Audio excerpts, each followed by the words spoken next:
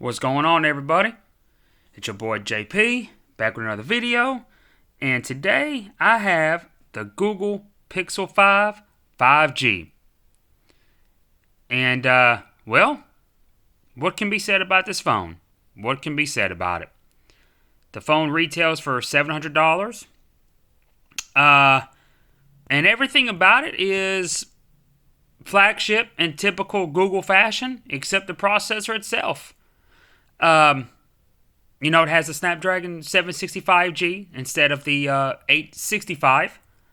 That you would have expected the Pixel 4's successor to use if you were having to guess last year when the Pixel 4 came out with the Snapdragon 855. Google took a completely different approach this year. Pixel 5 is every bit the flagship successor that you'd expect from the Pixel 4. Has a lot of enhancements. They ended up just going with the lower grade processor, and there's many different reasons why. Price definitely plays a big factor. If you watch my video I did yesterday for the OnePlus 8T, I kind of got off the beaten path for about 3 or 4 minutes, talking about how there's more to a flagship killer than necessarily having the flagship chipset, and of course the 8T wasn't an example of that, but it was more or less talking about how OnePlus a lot of people think that OnePlus lost their way. Because they've gone up on their prices, not really realizing that it's Qualcomm that's gone up on their processor prices. And of course, one thing I didn't touch on is the fact that even a lot of that isn't necessarily Qualcomm's fault, because the demand for 5G is very high. It's a lot higher than I ever remember LTE being 10 years ago. And if you want that 5G integration, that's also going to come with the price. That in itself isn't necessarily Qualcomm's, fault.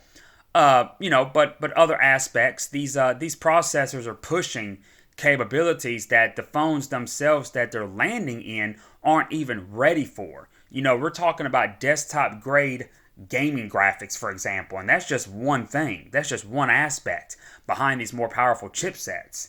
And as I've said in many other videos that I've done in the past this year, because quite frankly, my channel is flooded with devices that have the Snapdragon 765 and 765G, and a lot of them, most of them, really all of them. There's nothing that there's no game, for example, that's out for the Snapdragon 8. That the Snapdragon 865 can handle that the 765 can't. The only thing I see out right now that only the 800 series Snapdragons can do, the 855 and up, there is a very controversial Nintendo Switch emulator out right now. It does work. I've tested it. You have to have a specific controller for it. I have that too. The GameServe V2 or X2, something like that. I'll have to try to do a separate video on that. I've had it for about a month and a half now. And it works. But it only works on Snapdragon like 855 and up. Maybe 845 and up. I'm not entirely sure. But that's a niche for one thing. And that's also more of a limitation that the developers have put on it to basically try to, how do I say it? Try to support. It's for support. They try to minimize the need of support. Epic Games did the same thing with Fortnite. Fortnite was only compatible with certain processors. When it first came out, then they finally started. It finally started reaching a wider and wider compatibility. You can now get phones like the Blue G90 Pro with the MediaTek Helio G90T that's compatible with Fortnite. That just kind of gives you an example how they, when they when they nab the support for a certain handful of processors, they're able to venture out a little bit and make it compatible with a few more processors. Where it's able to reach a few more people. Chipsets that are found in more budget-conscious devices, yet still powerful enough to handle it. But they're able to beta test it further.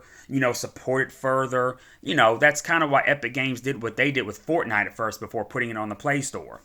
Of course, there's a whole debacle there now where it's been taken back off because they tried to monetize it themselves without, they're trying to bypass Google and Apple because they take such a high percentage out. They weren't still trying to make sure Google and Apple got their percentage, but they were wanting more of the percentage to themselves, which is why they did what they did later on. But there was a time where Fortnite was put on the Play Store.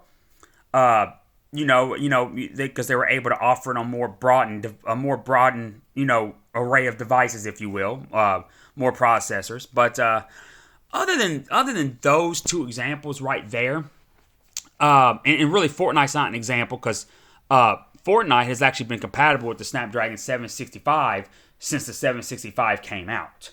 The Helio G90T is a less powerful processor, and again, it's compatible with that. I'm not sure if Fortnite was compatible with the Snapdragon 730. I'll have to leave that to somebody in the comments to correct me on. I'm not entirely sure. I don't remember if it was or it wasn't.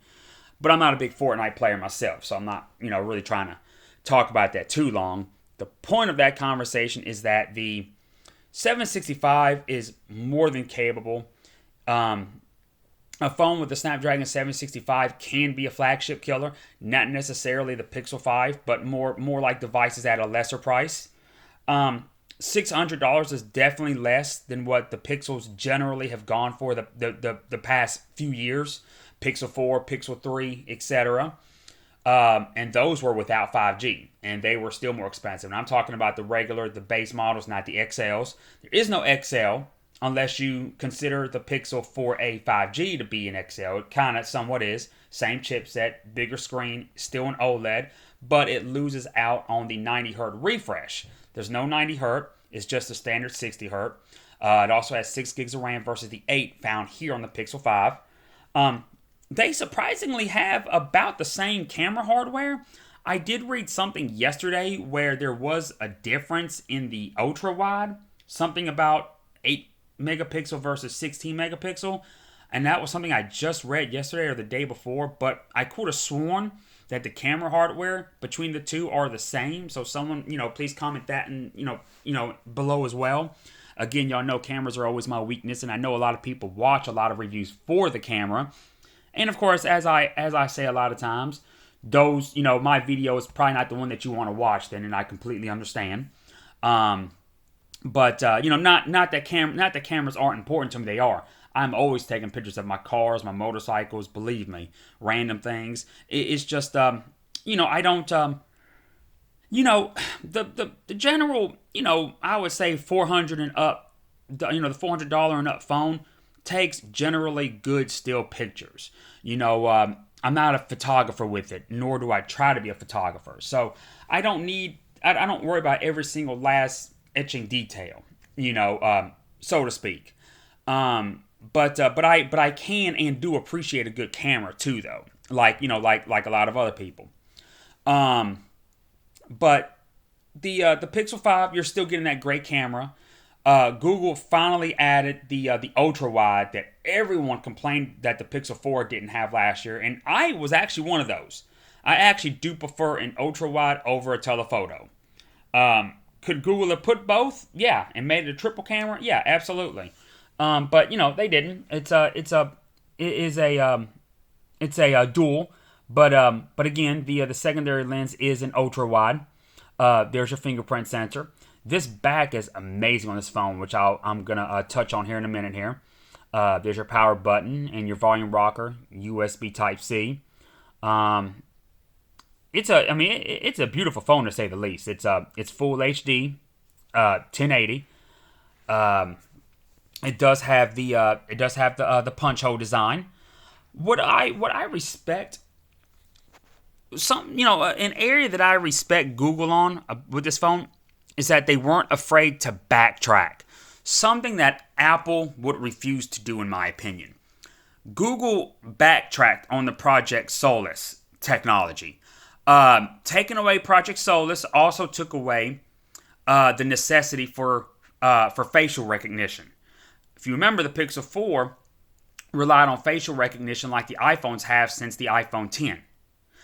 There was no fingerprint sensor on it. Whereas a lot of other manufacturers like Samsung make sure to have them both, you know. But when Google came out with the Pixel 4 last year, they made you know, they made a choice, either facial recognition or fingerprint, you know, kind of like what Apple did with the iPhone 10 you know, and above. One or the other. You know, the iPhone SE2 is the first iPhone in years that had a fingerprint sensor. And now, back when Apple came out with the iPhone 10, when was it, in 2017, if I'm not mistaken, and then when Google obviously came out with the Pixel 4 last year, they had no knowledge that something like the coronavirus was going to happen, and that we were all going to be having to wear masks, which really defeats the purpose of facial recognition. You know, and so, you know, because we find ourselves, even those of us that have been sold on facial recognition and like it more than a fingerprint sensor, we've had to backtrack on that and go back to having a preference to fingerprint sensors, because mask or no mask, it's going to recognize your finger, you know. So I've always kind of been in between. I like both, honestly. I like phones that have both options, to be honest. But I do know that adds to the price, and if you want a cheaper budget or flagship killer or what have you, you know, you generally don't, you know, you're going to have to lose one or the other. And, you know, phones like OnePlus, you know, your Xiaomis that have really fast facial recognition with the fingerprint sensor, it's not real facial recognition. It's not 3D, you know, facial recognition. It's just 2D software based. It's not the secure one that you really want. You know, but, and of course, Google here with the Pixel 5, they opted completely out of any facial recognition, not even the less secure 2D one that most manufacturers go with, while still keeping the fingerprint sensor, like OnePlus, Xiaomi, like I was just touching on. There is no option for it. There's no option for it in Smart Lock or nothing like that. It's just purely the fingerprint sensor. But you know, in the world of, you know, the pandemic right now, it makes more, if you have to choose, it definitely makes more sense having the fingerprint sensor over the facial recognition. Project Solus wasn't needed, or solely, if I'm pronouncing it right, I don't think I am. That wasn't a necessity for facial recognition. It just kind of made it better, and it had other aspects to it. Google has said that they're not done with it, that you'll see it in other products, maybe another Pixel in the future. But this was, you know, the best case scenario for this year and for what's all going on, as far as the reintroduction of pixel imprint versus the facial recognition. You got your literature here. You got your charging brick, 18-watt USB to USB cable. Your transfer adapter right there as well. Pixel 5 5G box there, the phone. This is the Sword of Sage, which is, you know, the green color. It is beautiful. It's 6 inches, not 6.2 like the 4A 5G, unfortunately. But this does also have the bigger battery. It's 4,000 milliamp, I think, versus the 38 something of the 4A 5G. 8 gigs of RAM, 128 gigs internal.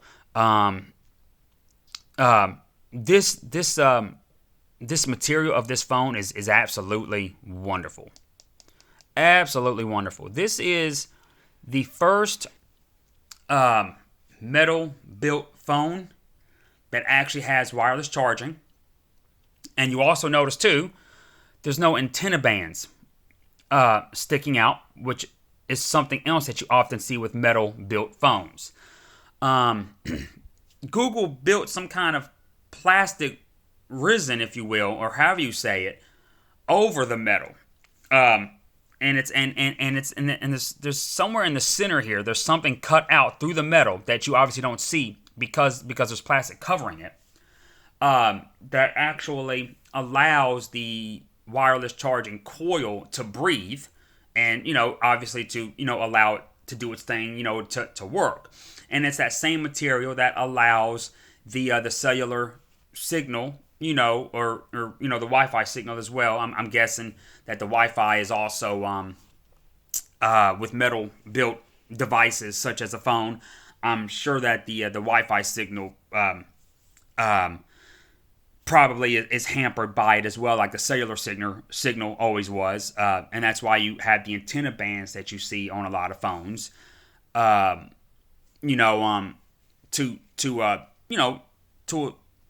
to allow for the connection, because the metal, that's kind of the reason why a lot of manufacturers went back to because the glass design wasn't anything new when it came out after metal. There was actually glass phones before metal. And they went to metal and then they went back to glass. The glass was for wireless charging and for better reception. Of course, plastic phones also could do wireless charging. They also had wireless reception that was just fine, just like glass phones. The glass phone just offered, the point of a metal phone was that it was more luxurious than a plastic phone. The glass phone was supposed to be just as luxurious as the metal, while still offering the same breathability, if you will, that plastic phones had as far as the connection and the wireless charging. And but in terms, the glass was also more fragile than the metal, which was at least stronger than plastic, and because plastic scratches very easily. And then when manufacturers like Samsung start coming out with these Glastiq designs, where it's plastic that looks and feels like glass, it's even worse because they're way more scratch prone. Because at least with your glass phones, most of them, not all, had Gorilla Glass in the back as well as the front. So it kept the back from getting scratched because it was scratch resistant. But of course, you still had the one big downfall was that you could crack the back just as easily as you could crack the screen. And a lot of times the back cost it more to fix, like it did with the iPhone X when those first came out. It was absolute hell. I remember I bought one for like $50 thinking I was going to fix it and resell it on the cheap. Oh my God, I made no profit because it costed so much to repair it. It was a nightmare. I mean, it was like $500 or $600 to repair it front and back. And never again. I'll never forget that. That was in early 2018. The iPhone X had only been out for about 2 months because they came out late that year in 2017, like November. I'll never forget that. But you win some, you lose some. It's not the first time. It's not the last time. Something I kind of deal with whenever I buy and sell cars every now and then. I've been doing it a lot this year. Something I used to do in 2007 to 2010. I used to do a lot of it. And fast forward 10 years later, I don't quite do it as much, but because of Corona and my job status, I've picked it up as a side again as well. To make good money. And not all. I haven't wanted everything, but this is by far my favorite design. I wouldn't say by far, but because I know y'all hear me say that every other month. But this is beautiful. I absolutely love the design here. I would of course choose metal over glass. It's not as fragile. It's just as premium. And the way that Google did it here, it still allows for wireless charging. It still allows for great reception. No unsightly antenna bands. It's very sturdy. It has a nice grip and feel to it. It is absolutely amazing. I love the build of this phone. I just wish it was bigger, of course. It doesn't. 6 inches is actually a perfect size for most people. 6 inches is not small, to say the least. The only reason it feels small is because we've changed the aspect ratio. We've gone from the 16 by 9 to the 18 by 9, and now we're at the 19 by 9. And then we have other phones that come with 21 by 9 aspect ratios where they're slimmer and taller. And even on those, like from Sony and Motorola, 6 inches feels even bigger because they're taller. This right here is kind of an in-between. It's not as tall, but it's not as wide either. But, it was just a few years ago where 6 inches we thought was pretty big. And honestly, the only thing that makes it feel so small is the fact that it covers the entire screen. And it really does. The bezels on this phone are very symmetrical. They're the same size all the way around. Left, right, top, and bottom. Google did a fantastic job. The bezels are very symmetrical. There's no chin, there's no forehead. The screen literally goes almost to the edge on all four corners. Um, and this is a far cry from the Pixel 4 because the Pixel 4 last year had no chin or side bezels either, but it had a huge forehead. And that wasn't just because of the facial recognition technology, but it was that along with the Project Solus that took over the whole top of the phone. So it wasn't. I can't say it wasn't a modern design because no other phone had a design like it besides some of your Sonys. But it was a very it wasn't a popular design. It could be somewhat of an eyesore at times. It was just a very uneven design, and I'm sure they knew that, of course, going into it. But I didn't like it, and a lot of people didn't like it. Again, can't say it wasn't modern because there was no other phones that had a design like it. Because everything about the Pixel 4 except the forehead was modern. I mean, there was no bezels left and right, and there was no chin either. A lot of phones have no forehead but still have a chin. The Pixel 4 had no chin but still a forehead. So it was just a very uneven design. Of course, everyone knows why Google did it.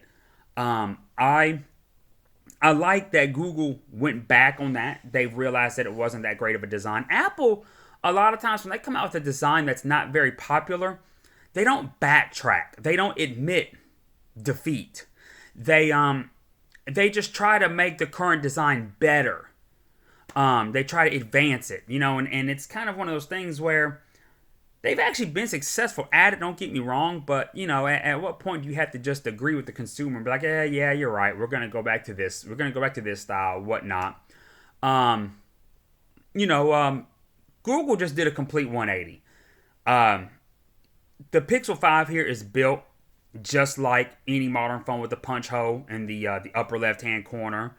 Very minimalistic. It's out of your way when you're playing a game, in landscape, because it's in that corner that your hand is more than likely going to cover, your left palm. Great location. Of course, the Pixel 4a did it first, but the Pixel 5 and 4a 5G follow suit. They all look like a family of devices. I am a big fan of the design, honestly. Big fan of the design.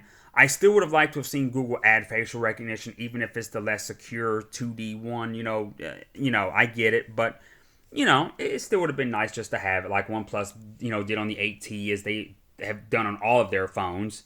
There's really not much to talk about with the Pixel 5 packaging. It's very minimalistic as always, typical Google fashion. But fantastic design, fantastic screen. The screen is absolutely gorgeous, to say the least here. Obviously, it's AMOLED, as I've already said.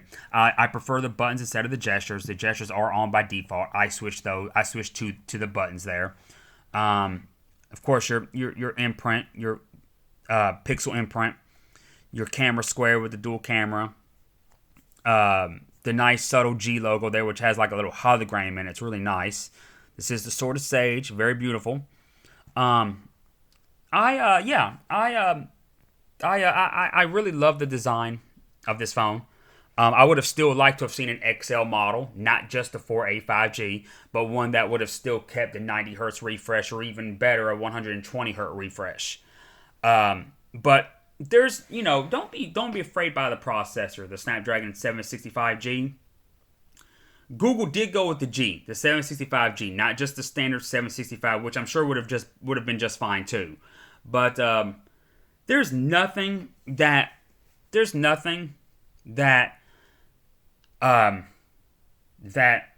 Snapdragon 65 can do that the Snapdragon 765 can't do. I mean, I promise you. As I said, the one example I have is a very controversial Switch emulator. For those of you that are in the know, you know why it's controversial. You can read about it. and I think that's more of a developmental thing because they're trying to, you know, they're trying to minimize support. You know, they don't want to get bombarded with emails and questions about why this doesn't work, why that doesn't work, et cetera, et cetera, et cetera. So, you know, and I wouldn't be surprised since because the Pixel 5, the Pixel is such a huge, it's such a huge lineup, you know, for the, you know, it's such a big name for, you know, for Android phones as a whole. I wouldn't be surprised if this said emulator that I keep talking about for the Switch, you know, of the Switch, the Nintendo Switch is gonna miraculously get Snapdragon 765 support next week because the Pixel 5 is out with that chipset, and this is such a high-profile device for Google. Despite not having the 865, this is a high-profile device not just for Google but for Android as a whole. The Pixels always are. I wouldn't expect to see it working on the 4A with the Snapdragon 730G. I could see that being not powerful enough, but I don't see the 765 not being powerful enough for it. But anyways, that's the end of this video here, y'all. Let me know what y'all think here. I hope y'all have enjoyed it there. Sorry for the rambling. I still got a few more videos to do. Hit me up in the comments. Peace out. See you on the next one.